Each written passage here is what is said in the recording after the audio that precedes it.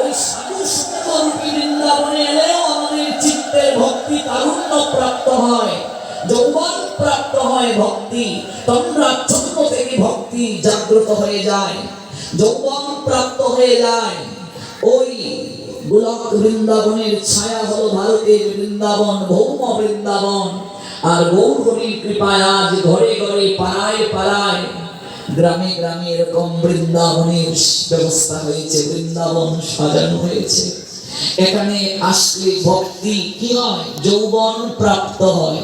আমাদের মাঝে ভক্তি বৃদ্ধি পায় কিনা সাধু সঙ্গে এলে? কিন্তু আমার পুত্র জ্ঞান আর বৈরাগ্য ওরা বৃদ্ধ কেন হলো দেবর্ষি? আমরা তিনজনই একত্রে অবস্থান করি, মাতা বৃদ্ধা, পুত্রগণ তরুণ হবে, এটাই তো জগতের নিয়ম, এটাই তো স্বাভাবিক। কিন্তু আমাদের এই বৈপরীত্য কেন? সে কারণে আমি বিস্মিত, আমার দুঃখ। এই যুবনী দেহে ধীমন, এই বৈষম্যের কারণ আপনি আমাকে কৃপা করে বলুন। নারদ তখন বললেন, হে দেবী, আমি অন্তরের জ্ঞান দৃষ্টির দ্বারা আপনার দুঃখের কারণ দেখতে পাচ্ছি।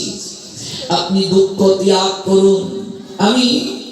আমি আপনারই অন্তরের অবহিত কি তত্ত্ব, অবহিত কি আপনার এই অনুতাপ, আমি সকল কিছুই আমি উপলব্ধি করেছি এবং আমি উপলব্ধি করছি। দারুণ কলিযুগ, কলহের যুগ সমাগত। সে কারণে এখন সদাচার, যুগমার্গ, তপস্যাদি বিলুপ্ত হয়ে গেছে। পাপীগণ সততা ও দুষ্কর্মে নিহত হয়েছে, আসরিক আচরণ করছে তারা। এই কলিযুগে সাধুগণ সর্বদাই দুঃখ পাবে, দুষ্টগণ আনন্দে কাল কাটাবে। সাধুগণের মধ্যে ধৈর্য কমে যাবে। পণ্ডিতগণ, সাধুগণ ওরা ধীরে ধীরে অবিশ্বাসী হওয়ার পথে যাবে। এই পৃথিবী ক্রমশই প্রতি বৎসরে অনন্ত দেবীর উপর ভার বৃদ্ধি করছে, তাতে কোনো মঙ্গল হবে না। স্পর্শ এবং অদর্শনের অযোগ্য।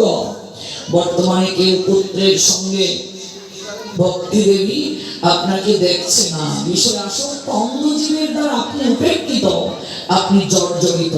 বৃন্দাবন নিত্যধাম, ওই ধামের স্পর্শে আপনি নবীনা হয়েছেন, তরুণী হয়েছেন।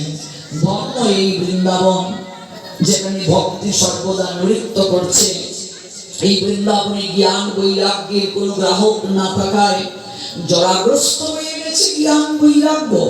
এখানে তাদের কিছু আত্মসুখ অনুভব করায় নিদ্রাচ্ছন্ন, তন্দ্রাচ্ছন্ন হয়ে গেছে জ্ঞান বৈরাগ্য।